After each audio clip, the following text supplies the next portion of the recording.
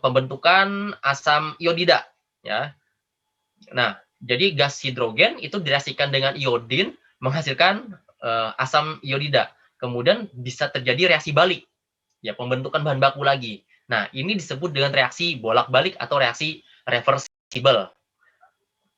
Nah, jadi konsep dari kesetimbangan itu adalah kalau suatu reaksi itu terjadi bolak-balik, ya, itu disebut dengan reaksi setimbang. Kalau reaksinya itu irreversible, tidak bisa kita katakan bahwa reaksi ini setimbang, ya. Kita tidak bisa mengatakan, oh, kesetimbangan reaksi setimbang, nggak bisa. Kalau istilah penyetaraan reaksi, ya, penyetaraan reaksi, yaitu penyetaraan koefisien reaksi. Contohnya seperti nitrogen direaksikan dengan hidrogen menghasilkan amonia. Nah, kita setarakan tuh koefisiennya. Nitrogennya 1, koefisiennya 2, amonia menjadi 2. Hidrogen 2, hidrogen 3, amonia menjadi 2, ya. Nah, itu penyetaraan reaksi. Nah, beda dengan kesetimbangan reaksi. Kalau kesetimbangan reaksi ini terjadi hanya di reaksi reversibel, reaksi bolak-balik. Kalau reaksi irreversibel tidak bisa. Nah, dicontohkan di sini salah satu contoh, ya, ini gas nitrogen direaksikan dengan 3 mol hidrogen menjadi 2 mol amonia. Nah, pada saat volume dan waktu tertentu, ya, pada saat volume dan waktu tertentu itu mencapai titik perpotongan, ya, titik perpotongan. Nah, titik perpotongan ini disebut dengan garis kesetimbangan. Ya, yang putus-putus ini titik perpotongan nih antara garis yang atas, ya, nitro bahan baku, kemudian yang bawah ini produk. Nah, jadi produk itu pada waktu titik sama dengan 0, ya. Mana ini? Sebentar. Kok nggak mau muncul nih, ya? Sorry.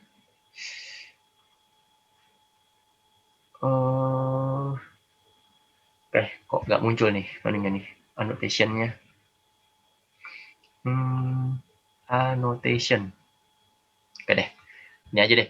Jadi kalau misalnya yang di atas ini, garis yang di atas itu adalah garis produk, ya, garis produk, bukan produk, garis bahan baku. Nah, pada saat di sumbu X ini adalah waktu.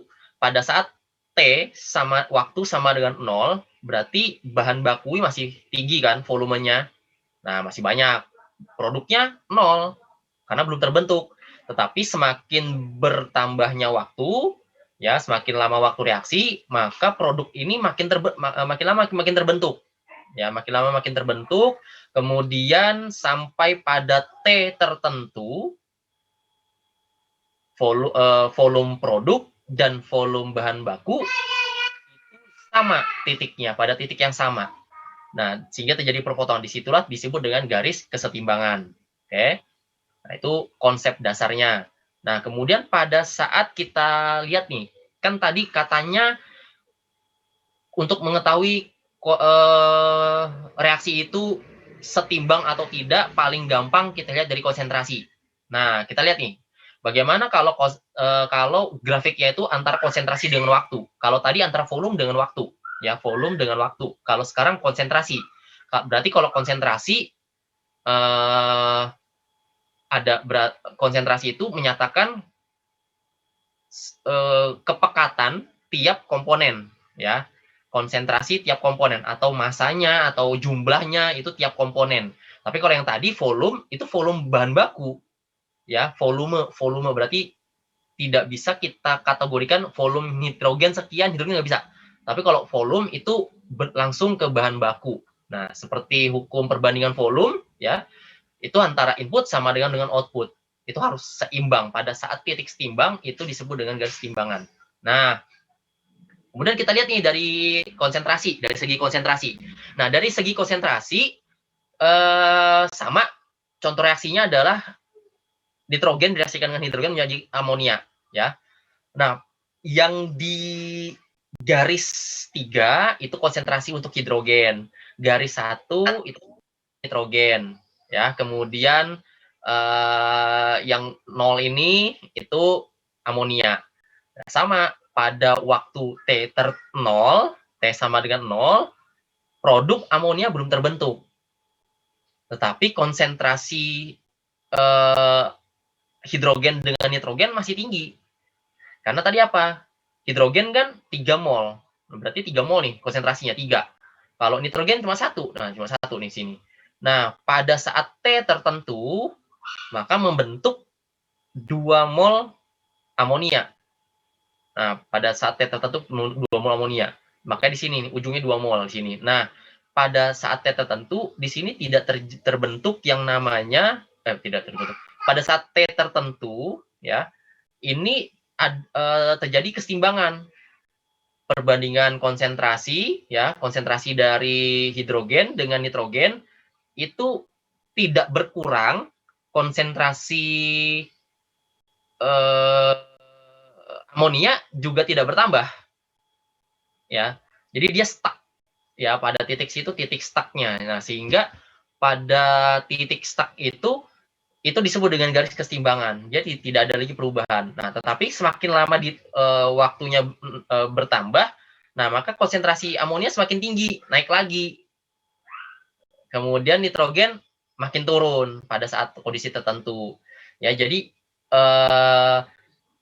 kalau untuk amonia itu kalau kita lihat dari konsentrasinya, dia pada titik tertentu dia sudah jadi seimbang. Tapi ketika kita lamakan lagi dengan kondisi operasi yang sama, kita lamakan, nanti dia terjadi perubahan lagi. Nah, ketika terjadi perubahan, ini amonianya ada cenderung mengalami penurunan. Nah, ketika dia cenderung mengalami penurunan, maka terbentuk gas hidrogen sama nitrogen lagi, walaupun jumlahnya tidak sama seperti awal. Nah, ya jadi pada saat itulah sebuah reaksi tidak lagi dinyatakan setimbang. Jadi pada saat setimbang itu pada saat konsentrasi bahan baku dengan produk itu sama ya konsentrasinya. Jadi tidak ada lagi perubahan konsentrasi itu dari bahan baku berubah, produk juga berubah, nggak ada lagi, udah pas di situ ya. Nah, berikutnya di sini keseimbangan tercapai apabila volume pertama, volume 1 sama dengan volume kedua. Maksudnya adalah volume untuk reaktan itu sama dengan volume reaksi produk ya. Reaktan sama dengan volume produk. Nah, itu keseimbangan berarti pakai grafik yang pertama tuh tadi. Nah, jadi bila laju reaksi itu maju ya dan berarti satu arah ataupun reaksi balik ya, irreversible maupun reversible ya, ini sama besarnya dan konsentrasi reaktan dan produk itu tidak lagi berubah seiring berjalannya waktu, maka tercapailah disebut dengan keseimbangan kimia atau istilah asingnya disebut dengan chemical equilibrium. Nah, ciri-cirinya apa nih? Ciri-ciri keadaan seimbang. Yang pertama, dia dinamis. Kalau namanya dinamis berarti tidak terjadi yang namanya dia bisa berubah tapi bisa lagi balik gitu. Jadi makanya dia dinamis. Dia bisa berubah, bisa membentuk produk, bisa lagi membentuk bahan baku. Pada saat titik itu disebut dengan titik seimbang. Bisa produk, bisa bahan baku, produk, bahan baku. Nah, dia itu titik seimbang. Karena di dalam reaksi itu tidak ada pada saat T sekian dia udah langsung membentuk produk. Diam beberapa waktu yang lama baru, itu jarang sekali.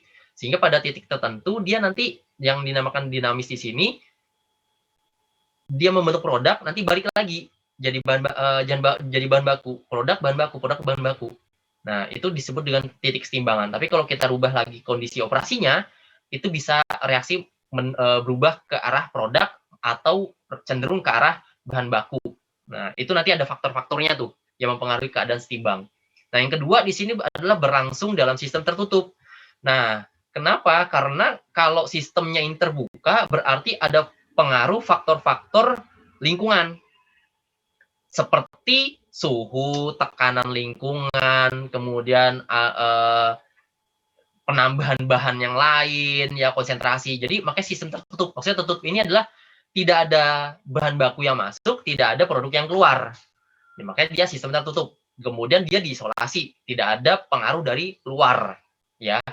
Nah, sehingga dia bisa dikatakan reaksi ini bisa mencapai titik setimbang. Nah, yang kedua, tidak terjadi perubahan secara makroskopis. Nah, seperti yang kita sama-sama ketahui tadi, ya, reaksi kimia itu tidak bisa itu tidak statis tapi dinamis. Makanya alasan kedua tadi, pada saat T tertentu, ya, pada T sekian itu membentuk produk, balik lagi membentuk bahan baku, produk bahan baku, produk bahan baku. Nah, sehingga terjadi perubahan. Perubahannya ini kalau dia masih mikro, ya, angkanya 0,00 gitu kan, konsentrasinya, volumenya juga berubahnya 4 angka di belakang koma.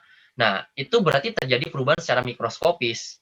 Nah, kalau misalnya dia perubahan itu secara makroskopis, berarti perubahannya konsentrasinya dari 1 jadi 2, 3, 4. Nah, itu makro, udah makro.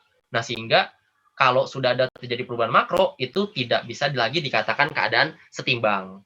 Ya. Oke, berikutnya jenis-jenis kesetimbangan kimia berdasarkan fasa. Nah, jadi jenis kesetimbangan kimia berdasarkan fasa itu ada 2. Yang pertama adalah kesetimbangan homogen. Kesetimbangan homogen ini zat yang terlibat dalam kesetimbangan terjadi dalam satu wujud atau satu fase saja. Contohnya gas, ya, gas nitrogen direaksikan dengan gas hidrogen menjadi gas amonia.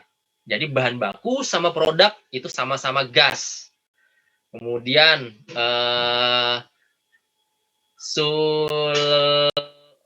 sulfit, ya, kemudian direaksi membentuk gas. Sulfit juga ditambah dengan oksigen. Nah, SO3, SO2, O2. Nah, jadi semua sama-sama gas. Kemudian ada larutan, ya, larutan asam asetat.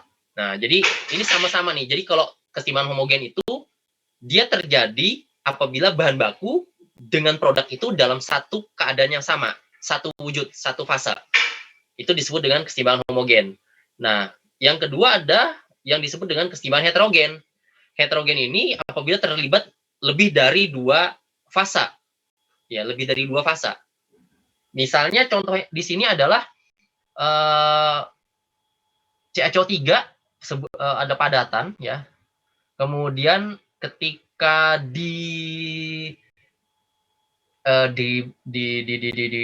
dihilangkan, ya, dipanaskan, ya. Ketika dipanaskan dia akan membentuk CaO. Sama-sama padat, tetapi ada karbon dioksidanya, gas. Nah, ini disebut dengan kesetimbangan heterogen. Kemudian juga ada larutan Pb direaksikan dengan larutan Cl sehingga menjadi padatan, ya, padatannya PbCl2. Nah, jadi ini terlibat 2 fase atau lebih. Dari bahan baku sama produk itu fasenya berbeda.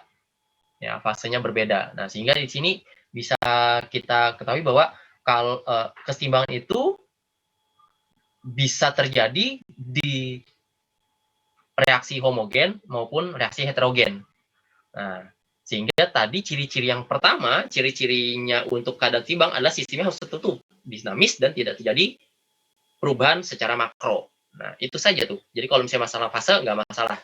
Tetap bisa keadaan setimbang. Oke, nah kemudian, kecepatan. Nah, kemudian ketika reaksi pembentukan gas amonia dari nitrogen dan hidrogen, ini kita pecah reaksinya tadi, ya. Karena tadi reaksinya adalah reversible, maka kita pecah menjadi reaksinya reversible saja.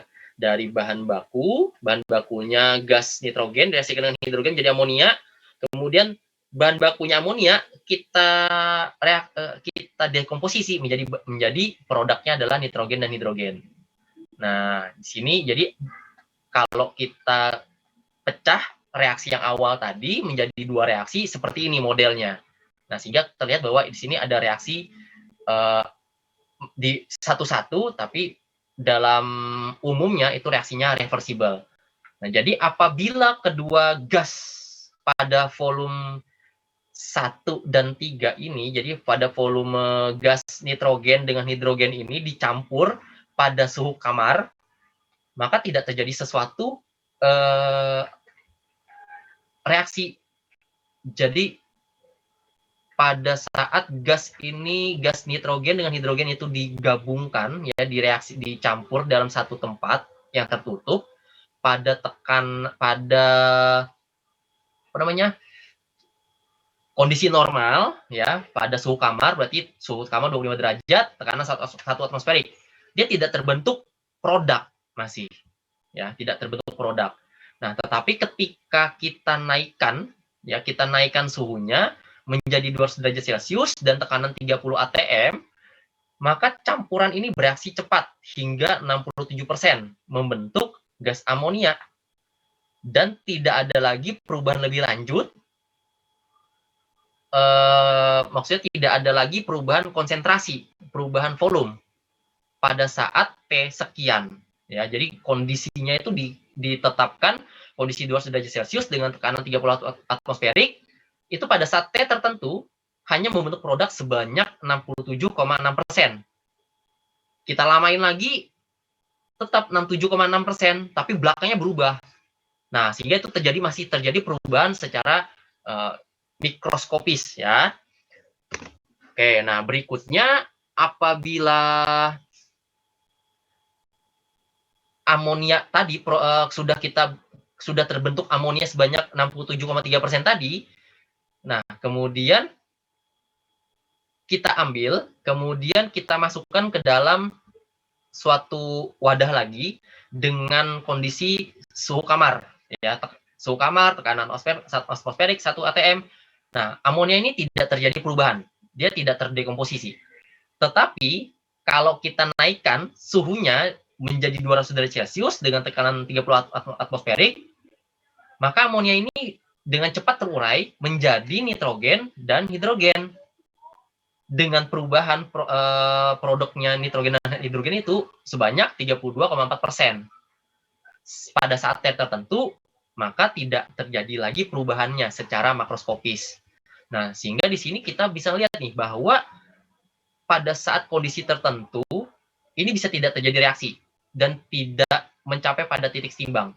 Tapi pada saat kita rubah kondisi operasinya, dia bisa menjadi reaksi dan sampai ke titik setimbang.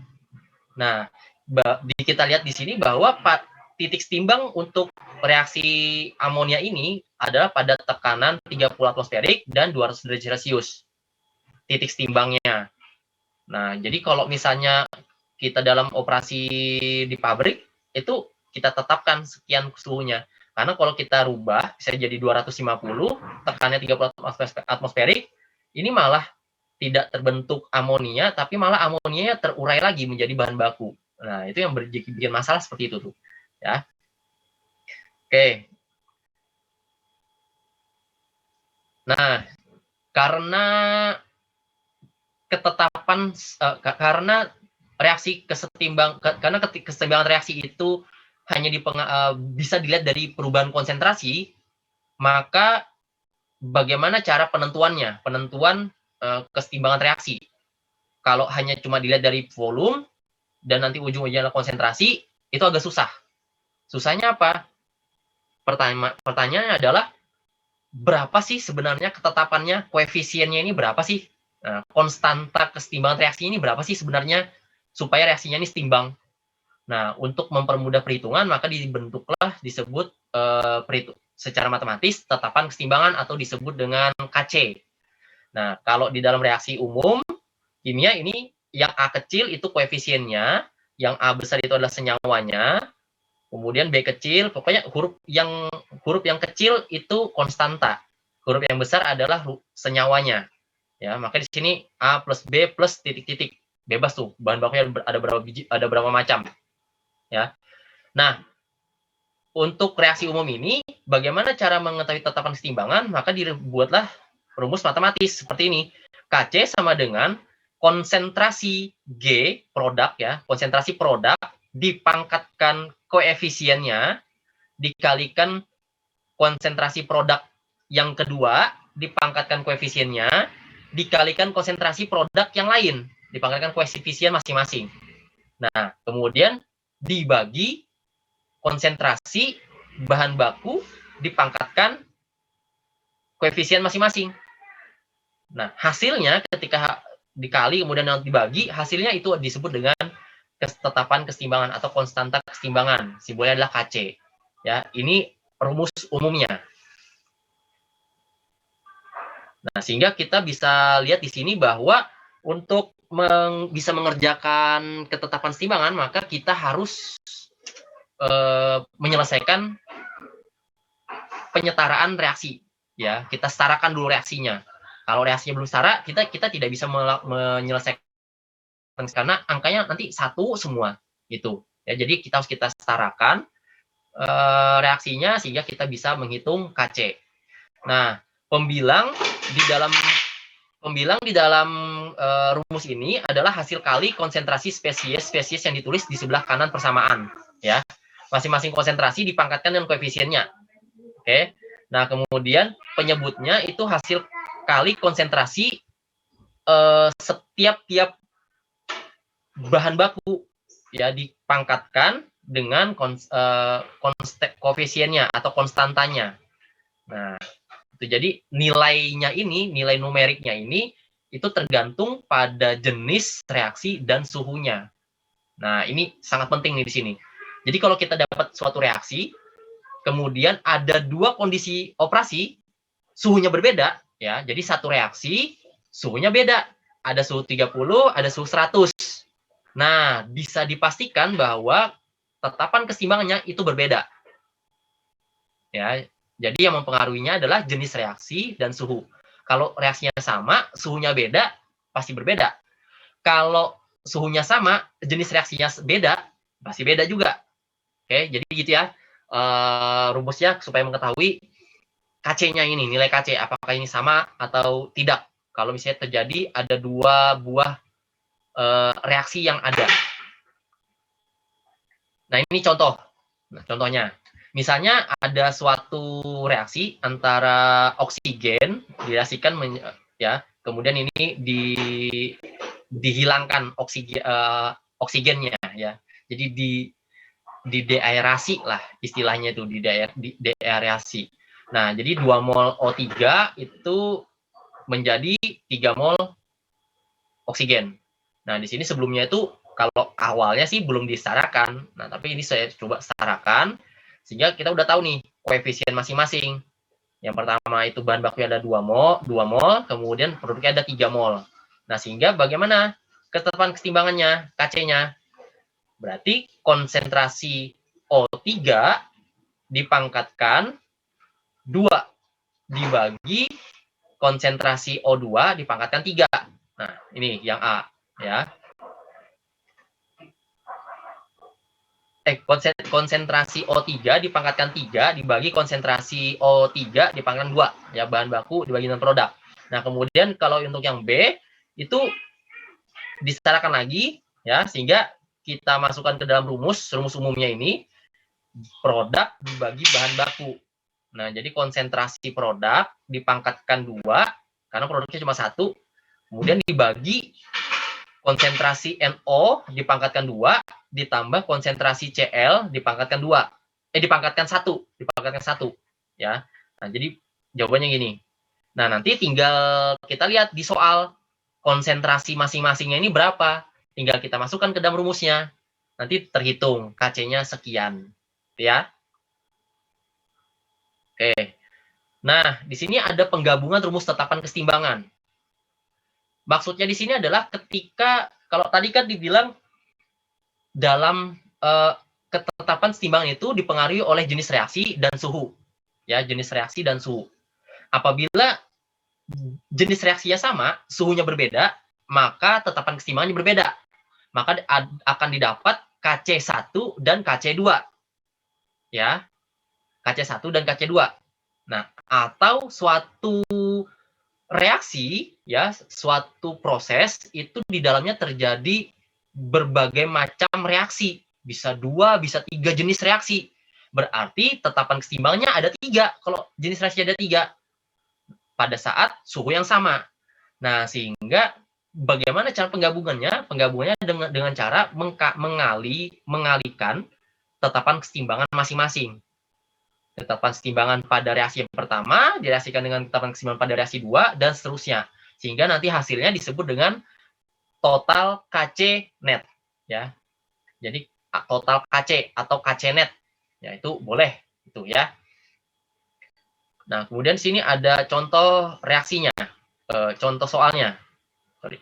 Nah, contoh soalnya ini di sini ada suatu reaksi, ya, suatu reaksi pada saat kondisi tertentu ternyata nitrogen direaksikan dengan oksigen membentuk NO, kemudian kemudian ketika jumlah oksigennya itu kecil, tidak sebanyak 1 mol tapi setengah mol, itu membentuk N2O, ya. Nah, di sini jadi dua jenis reaksi yang berbeda pada saat suhu yang sama. Jadi ada 2 jenis nih di sini contohnya. Jadi 2 jenis reaksi pada saat kondisi operasi yang sama, suhu yang sama. Nah, kemudian kita hitung, didapat nilai KC masing-masing.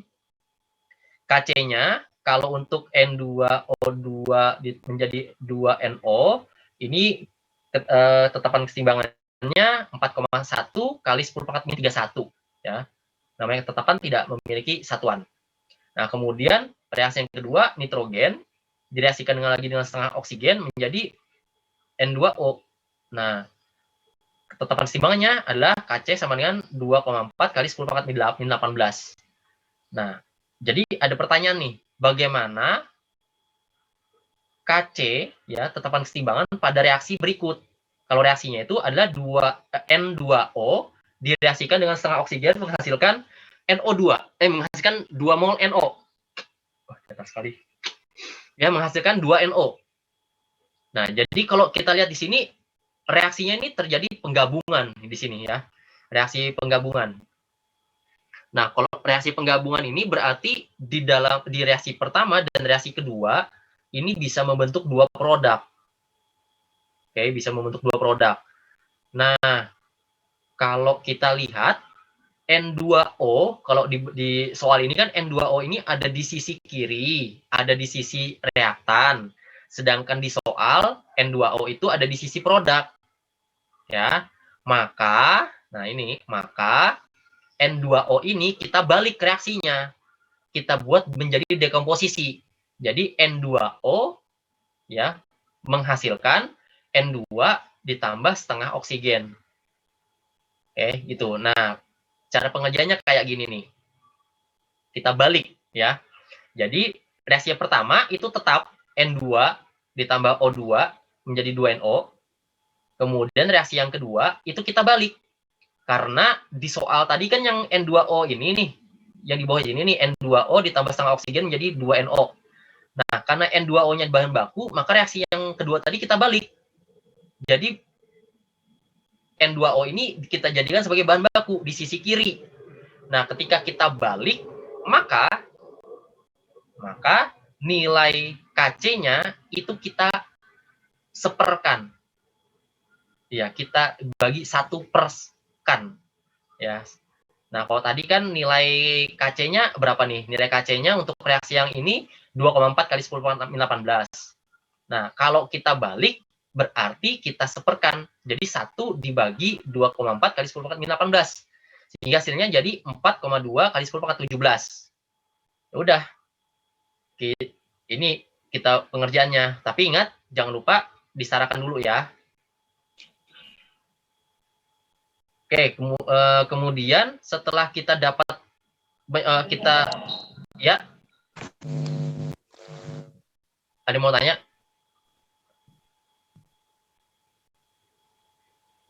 Ada mau tanya? Ilan.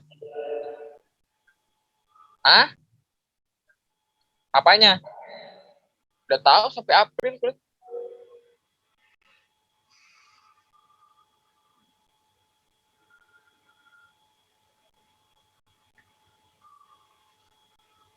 Oke, kita lanjutkan ya.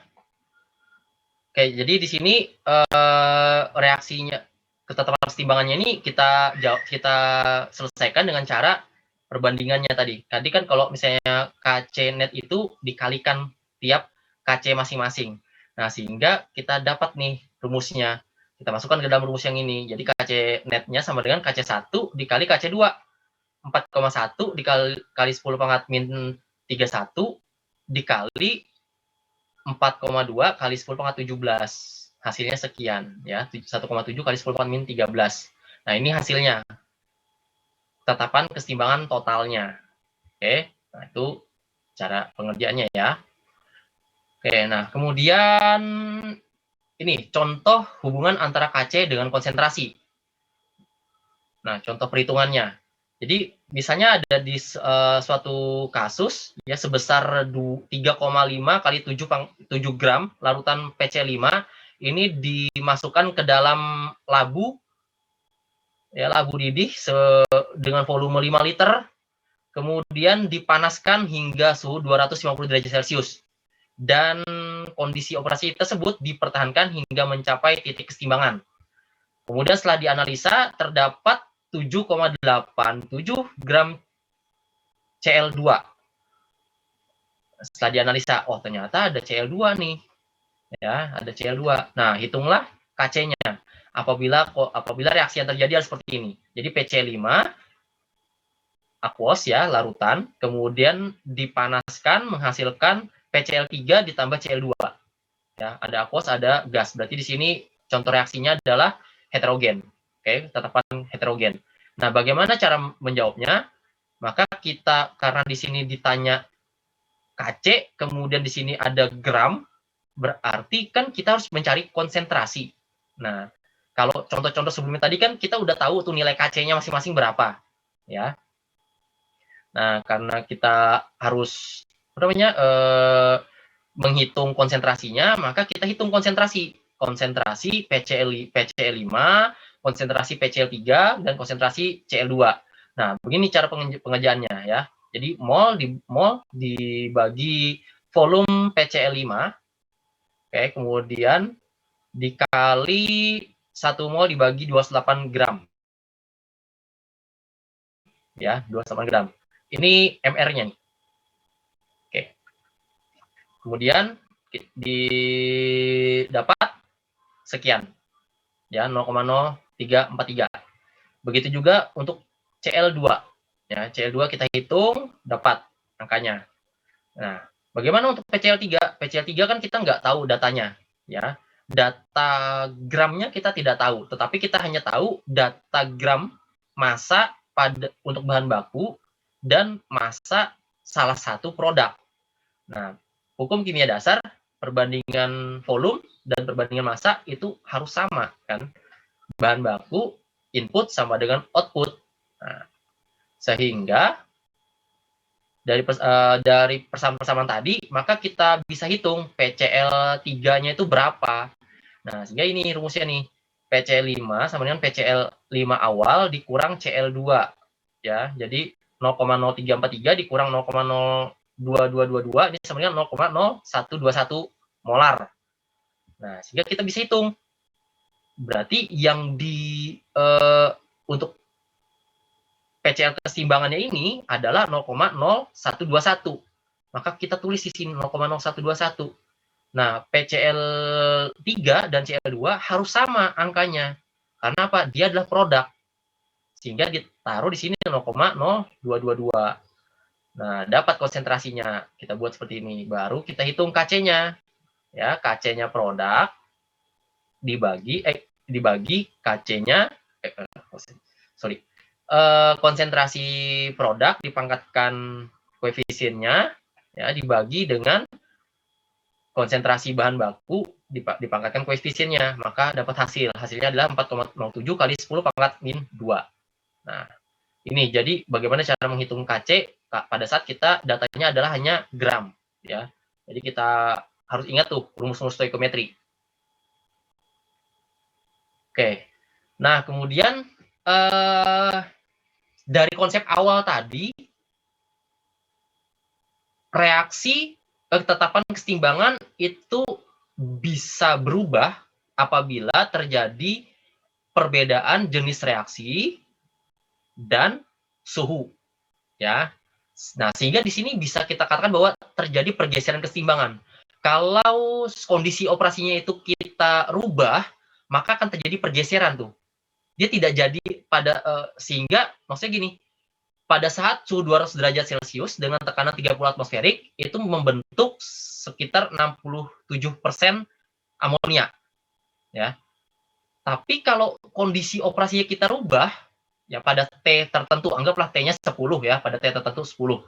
Tapi pada kondisi operasi kita rubah, suhunya kita turunkan, tekanannya kita turunkan, atau tekanannya kita tetapkan.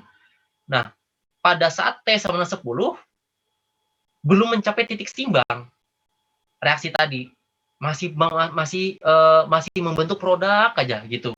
Nah, sehingga ini mengikuti asas Lee-Chatelier, ya. Nah, asas Lee-Chatelier ini menjelaskan bahwa jika pada keseimbangan itu dilakukan suatu reaksi, dilakukan suatu aksi, ya, suatu aksi berarti suatu tindakan, maka sistem akan mengadakan reaksi, ya, dengan cara menggeser keseimbangan untuk menghilangkan pengaruh aksi tersebut. Nah, jadi sama halnya kalau misalnya gimana ya? Gampangnya gini, aksi dan reaksi. Kalau kita jalan, kemudian kaki kita kelindes ban sepeda, pasti bilang aduh gitu aja kan. Tapi kalau kita jalan, kaki kita kelindes ban mobil, pasti teriak. Nah, aksinya apa tuh? Ban sepeda dan ban mobil. Reaksinya seperti apa? Teriakan kita berubah kan? Tidak seperti yang awal. Nah, jadi ini maksud dari asas Lee-Chatelier. Ya, jadi sehingga dengan kata lain, reaksi itu akan bergeser ke arah kanan atau ke kiri karena adanya faktor-faktor yang mempengaruhi. Ya, jadi pada saat T tertentu, pada saat kondisi operasi tertentu, itu belum mencapai titik seimbang atau sudah mencapai titik seimbang, tapi dia bergeser reaksinya. Tidak membentuk produk lagi, tapi membentuk bahan baku. Udah kelewat. Nah, jadi itu disebut dengan mengikuti asas Lee-Chatelier, pergeseran keseimbangan ini. Nah, apa sih faktor-faktor yang mempengaruhi keseimbangan ini? Nah, ini ada sekitar 3 faktor yang mempengaruhinya yang sangat masif ya, yang sangat masif. Yang lain sih ada, tapi tidak terlalu berpengaruh. Pengaruhnya ya ujung-ujungnya ketiga ini juga pengaruhnya. Nah, jadi yang pertama itu adalah faktor konsentrasi. Karena dari awal kita sudah jelaskan, kita sudah belajari bahwa keseimbangan reaksi itu dilihat dari konsentrasi. Nah, sehingga konsentrasi ini faktor yang mempengaruhinya. Nah, misalnya nih ada suatu reaksi X menjadi 2Y, ya. Jadi 2 mol Y, X menjadi 2 mol Y. Nah, apabila konsentrasi X ini ditambah terus ya, konsentrasi X ini, maka reaksinya itu akan bergeser ke arah Y. Ya, akan bergeser ke arah Y. Karena apa? Untuk 1 mol aja bisa menghasilkan 2Y. Kalau kita memberi 10 mol, banyak kan Y-nya itu hasilnya, makanya hasil reaksinya tetap ke Y itu. Sehingga karena perlu 1 mol X saja. Nah, tetapi kalau konsentrasi X ini kita kurangin setengah X saja, maka reaksinya itu bisa balik. Tidak membentuk 2 mol Y, tapi ketika membentuk 1 mol Y, balik lagi ke X. Jadi reaksinya kebalikan. Ya. Nah, kemudian apabila konsentrasi si bahan produk ini, konsentrasi produk ini ditambah, maka reaksinya akan bergeser ke kiri. Ya, bergeser ke arah X, ke arah bahan baku. Apabila konsentrasinya si Y ini ditambah, dinaikkan. Nah, itu berarti maksudnya adalah reaksi dekomposisi itu maksudnya ya. Oke, untuk yang kedua ini. Nah, berikutnya itu tentang konsentrasi. Berikutnya adalah tentang suhu. Nah, dari awal kita sudah mengetahui bahwa suhu itu udah muncul tuh. Contoh seperti contoh awal tadi dengan suhu 200 derajat Celcius. Bisa bereaksi tuh yang namanya nitrogen dengan hidrogen. Nah, sehingga di sini bisa kita lihat bahwa suhu ini mempengaruhi keseimbangan. Nah, suhu efeknya adalah energi entalpi, ya energi panas. Energi panas atau disebut dengan delta H. Apa itu delta H? Nanti minggu depan kita akan mempelajarinya tentang delta H, ya, tentang panas. Nanti masuk ke dalam materi termokimia. Nah, gampangnya seperti ini. Air ketika kita panaskan, ya, sampai suhu 100 derajat Celcius,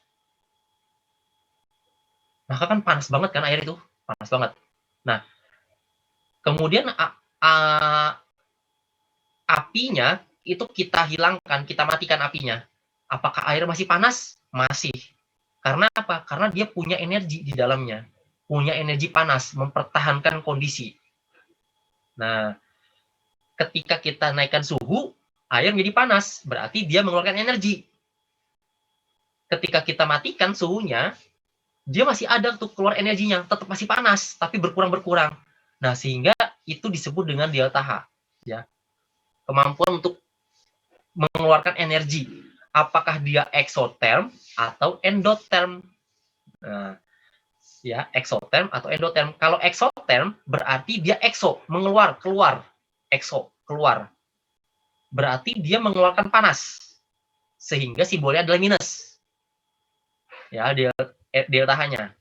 Nah, kalau dia endotherm berarti dia memerlukan panas untuk bereaksi. Jadi maksudnya contohnya gini, ketika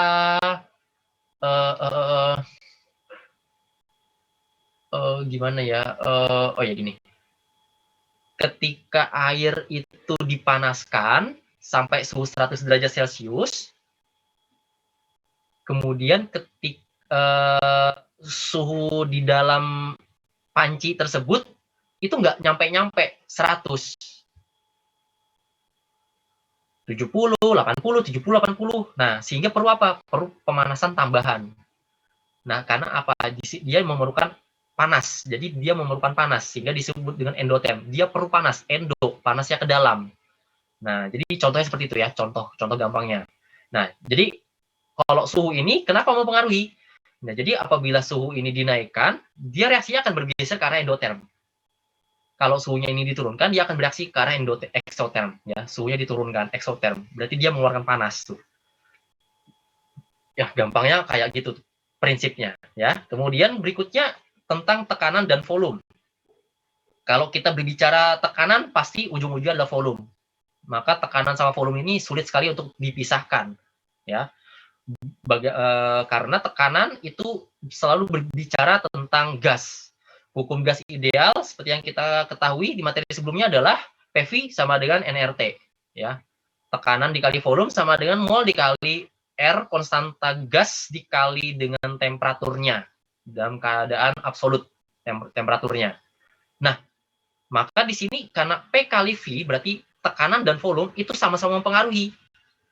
Ya, misalnya dalam reaksi gas antara gas X menghasilkan 2 mol gas Y. Nah, apabila tekanan dengan volumenya si bahan baku ini ya diperbesar, bukan bahan baku sih sebenarnya, kondisi operasi ini. Apabila kondisi operasi tekanan dengan volumenya itu diperbesar ya, maka kondisi akan bergeser ke koefisien yang lebih besar. Berarti di sini koefisien yang lebih besar siapa? 2Y. Karena 2Y itu adalah produk, berarti reaksi akan menjadi produk kalau tekanan dengan volume diperbesar. Ya. Nah, jadi kalau misalnya Pak, kalau misalnya 2 molnya itu ada di X, ya berarti kalau kalau mau memperbesar bahan baku, ya berarti tekanannya harus diperkecil. Kalau misalnya memperbesar bahan baku, ya berarti tekanan dengan volumenya si produk itu harus diperbesar sehingga menghasilkan reaksinya ke bahan baku. Ya. Nah, kemudian kebalikannya adalah apabila volume dengan tekanan itu diperkecil, maka reaksi keseimbangannya akan bergeser ke arah yang lebih kecil, berarti ke arah koefisien yang kecil. Berarti kalau di kondisi ini berarti dia tidak menjadi produk, tapi setelah jadi produk langsung balik lagi ke bahan baku, produk bahan baku. Ya, jadi membentuk produknya itu hanya sebentar, sehingga kalau kita cek, loh, kok produknya ini kecil ya, volumenya kecil, cuma sekitar 5 mili misalnya. Tapi kalau bahan baku kok bisa sampai 10 liter. Nah, berarti volume dengan tekanannya itu diperkecil. Kalau volumenya besar, tekanannya kecil ya sama kan hasilnya. karena dia sistem perkalian. Oke. Nah, berikutnya untuk kita bahas tentang tekanan, ya. Tekanan itu kalau sistem yang melibatkan tekanan ini pasti melibatkan namanya gas. Nah, kemudian kalau kita menghitung tetapan kesetimbangan, ya, kesetimbangan reaksi untuk gas itu menggunakan ketetapan simbolnya adalah Kp. Jadi bukan Kc lagi. Kalau Kc itu untuk padat dan liquid. Kc, ya, padat dan liquid. Tapi kalau kita berbicara tentang gas, ya, maka simbolnya bukan Kc lagi, tapi berubah menjadi Kp.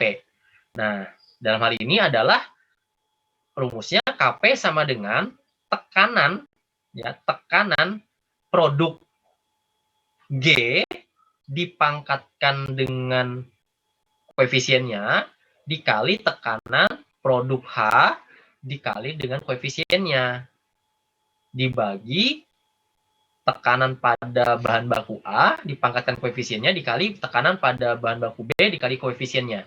Jadi di sini kita lihat bahwa tekanannya ini adalah tekanan parsial kalau kita lihat di sini, ya, tekanan parsial, tekanan masing-masing gas punyanya gas. Sehingga kita perlu data tekanan parsialnya. Nah, tekanan total ini sama dengan jumlah tekanan parsial, ya. Sehingga hubungan Kc dengan Kp, nah kalau misalnya di sini ada Kc dengan Kp, berarti kalau misalnya nih ada suatu reaksi, ya, suatu proses di dalamnya itu ada melibatkan dua reaksi gas dan reaksi liquid. Bagaimana nih ketetapan kesetimbangannya, kesetimbangan total? Berarti kita hitung tuh K totalnya. Nah, kemudian kalau kita hitung tekanan totalnya bisa tidak? Kalau di rumus Kc kan kita gampang tuh. Kc1 dikali Kc2. Tapi kalau ada gas gimana? Nah, kalau ada gas, kita konversi ke Kc. Rumusnya menggunakan Kc sama dengan Kp dikali 1 dibagi RT. R ini adalah konstanta gas ya. Konstanta gas itu tergantung satuan dan tergantung satuan itu banyak sekali itu ada di tabel konversi. Nah, itu kalau bisa sih teman-teman punya tabel konversi, kemudian kalau nggak punya tabel konversi ya diingat-ingat R itu apa. Ya, angka-angkanya banyak sekali. Ada 0,0, ada 0,9, ada 987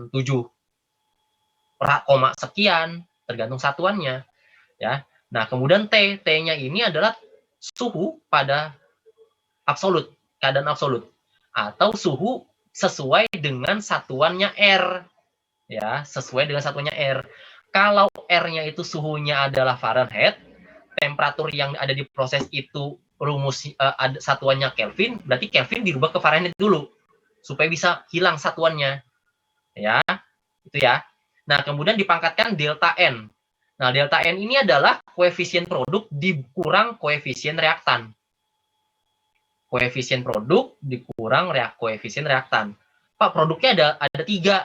Ya udah ditambahkan aja koefisien produknya. Tambahkan semua, baru dikurang dengan koefisien total koefisien dari reaktan. Nah, itu untuk menghitung delta N.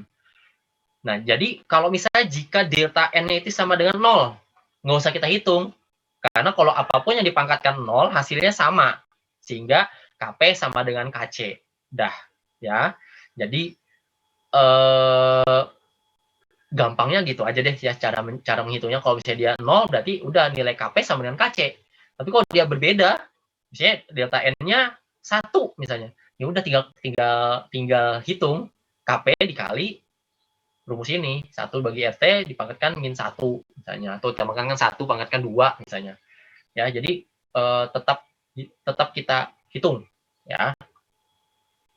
Oke, itu tekanan. Nah, ini contoh perhitungan hubungan antara Kp dengan Kc ya. Hitunglah Kp dan Kc untuk kesetimbangan reaksi berikut pada tekanan 10 atmosferik dengan suhu 200 derajat Celcius. Nah, di sini adalah derajat Celcius yang dilihat. Nah, tekanannya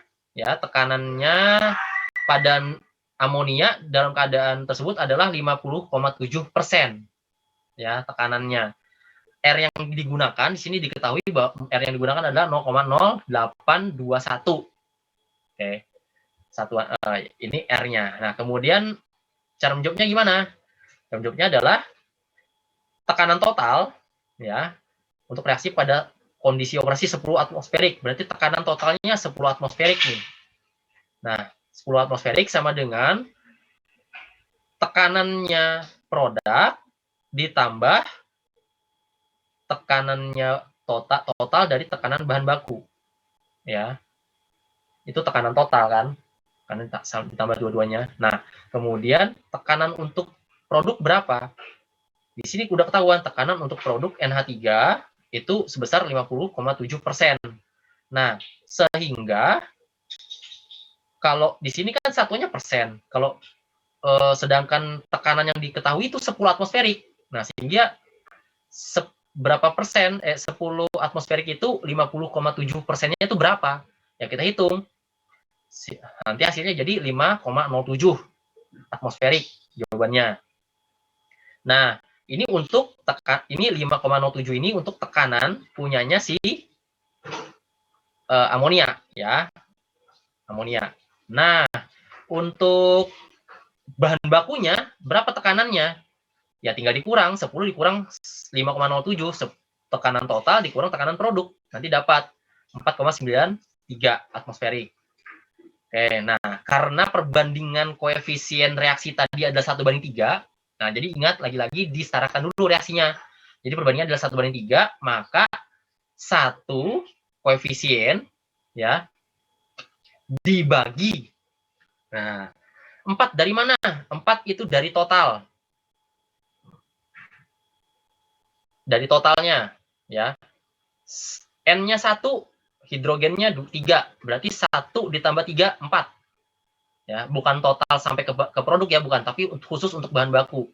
Begitu juga nanti kalau ditanya nanti berapa produknya. Kalau produknya ada 2, berarti dibagi dengan total produk, total tekanan produk gitu ya. Nah, jadi kita balik lagi nih. Nah, berapa tekanan masing-masing? Tekanan parsial pada gas nitrogen.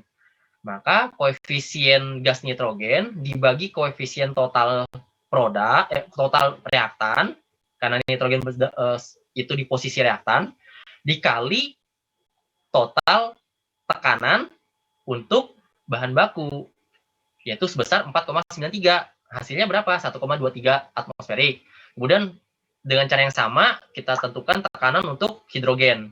Nah, nanti jawabannya jadi 3,70 atmosferik. Kalau di total kan sama tuh tadi, 4,93 tuh. Nah, sehingga KP-nya berapa? Tekanan parsial dari produk dipangkatkan koefisiennya, pangkat 2. 5,07 pangkat 2. Begitu juga dengan bahan bakunya. Dibagi dengan tekanan tiap-tiap bahan baku, dipangkatkan koefisien masing-masing. Sehingga didapat KP-nya adalah 0,413. Berapa KC-nya? Kita hitung. KC-nya sama dengan KP dikali 1 dibagi RT pangkat delta N. Nah, kita masukkan tuh angka-angkanya. Dapat nilai KC-nya adalah 6,23 kali 10 pangkat 2. Oke, itu ya. Oke, nah kemudian kita bahas lagi masalah temperatur. Ya, tadi sudah tekanan, kita perdalam, kemudian sekarang ke masalah temperatur. Ya, jadi kalau misalnya apabila terjadi perubahan konsentrasi dan tekanan, ini dapat mengubah kuantitas reaksi dan produk, ya, kuantitasnya. Tetapi tidak dapat mempengaruhi ketetapan keseimbangan. Ya.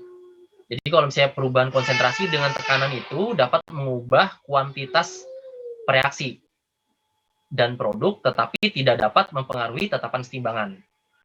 Tapi ketika terjadi perubahan temperatur, ini sudah sangat beda.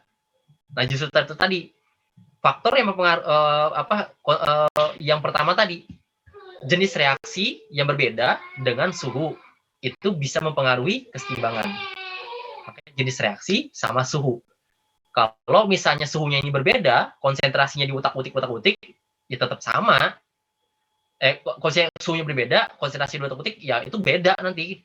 Tapi kalau misalnya suhunya tetap sama, konsentrasinya sama tekanan itu diubah-ubah tuh angka-angkanya. mempengaruhi ketetapan keseimbangan itu mempengaruhi sangat kecil sekali perubahan angkanya. Karena apa? Yang mempengaruhi, yang sangat besar pengaruhnya adalah keseimbangan, adalah suhu, ya, suhu. Ketika suhunya tetap, konsentrasinya kita rubah dengan perubahan tekanan pada gas, ya tetap itu berpengaruh pada suhu, ya. Kalau suhunya tetap, ya udah, tetapan keseimbangannya tidak terlalu berubah. Oke. Kemudian molekul senyawa ini cenderung terdisosiasi pada saat suhu tinggi, sehingga reaksi penguraian ini bisa sangat kemungkinannya terjadi itu sangat besar, ya, apabila kita naikkan suhu, ya. Kebanyakan seperti itu, Contoh, bagaimana cara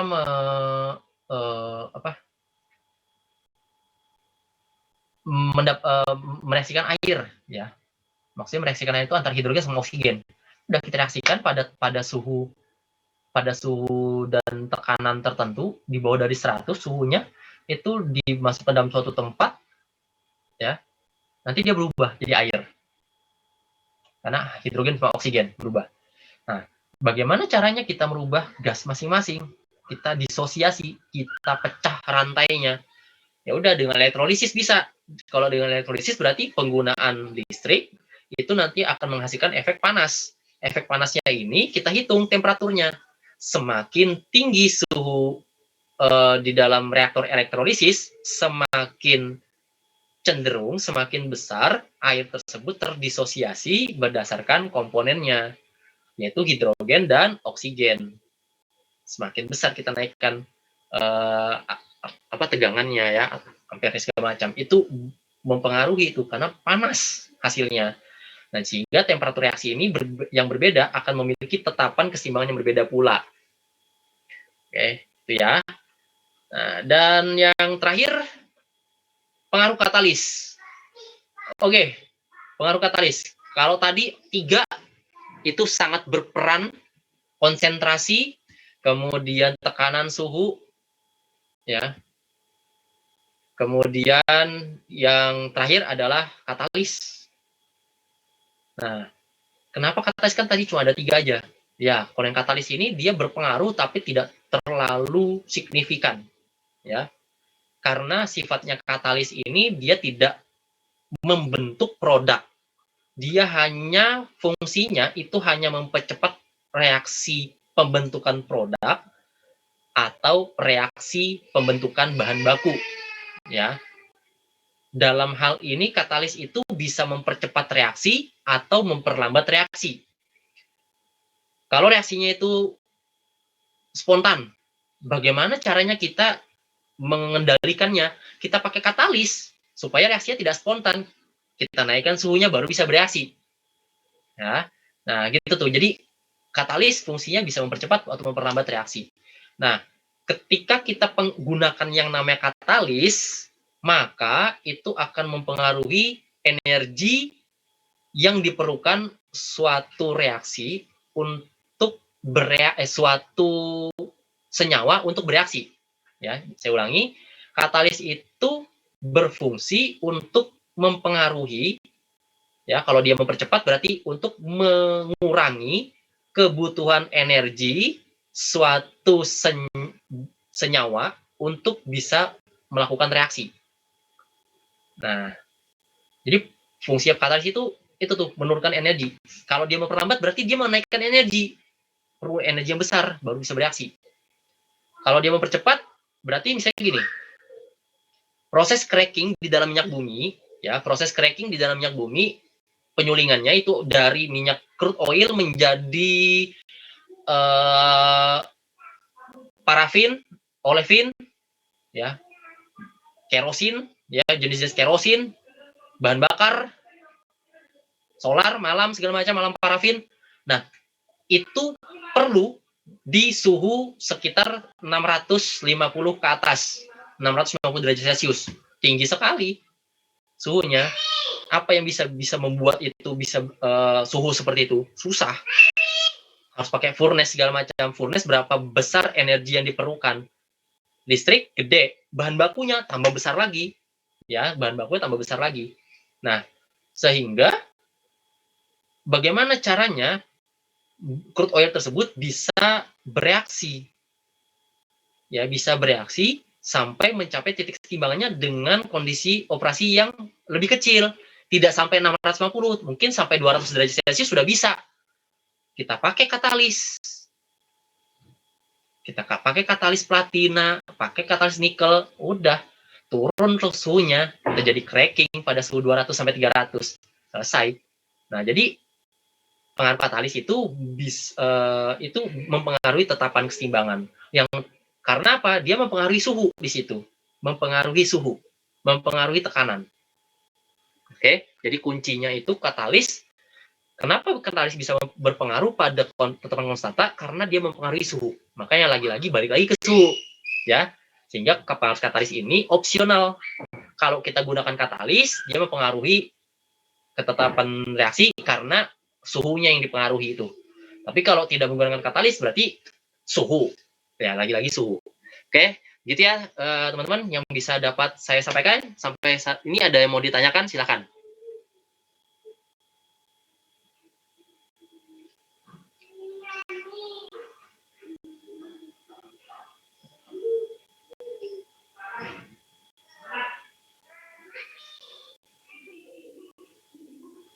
Ada yang mau ditanyakan, silakan.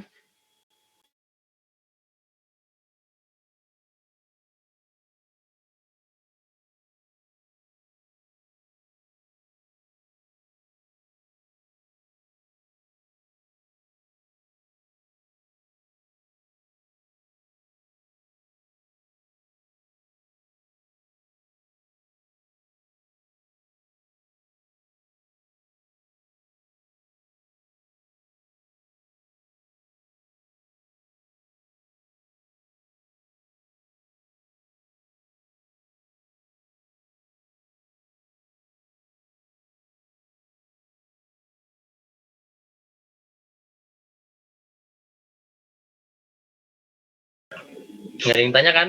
Oke, kalau tidak ditanyakan, oke.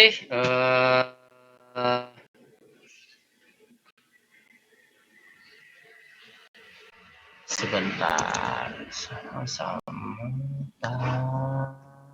Oke. Banyak sekali ya yang di-off-kan ya videonya ya. Ya udah, nggak apa-apa. Ya, saya sih nggak masalah ya. Tapi yang jelas kalau misalnya kuota kalian banyak, kenapa nggak dinyalakan gitu loh. Supaya kalian konsentrasi aja sih belajarnya. Kasihan kalian bayar mahal-mahal tapi nggak dapat ilmunya. Kalau saya sih nggak ada masalah. Kalau saya nyantai aja. Mau nilai kalian mau tinggi mau rendah, saya nggak peduli. Karena saya sudah menyampaikan apa yang bisa saya sampaikan. Ya, jadi oke, kalau tidak ada pertanyaan itu saja pertemuan hari ini. Saya akhiri. Assalamualaikum warahmatullahi wabarakatuh dan selamat siang. Waalaikumsalam. Waalaikumsalam.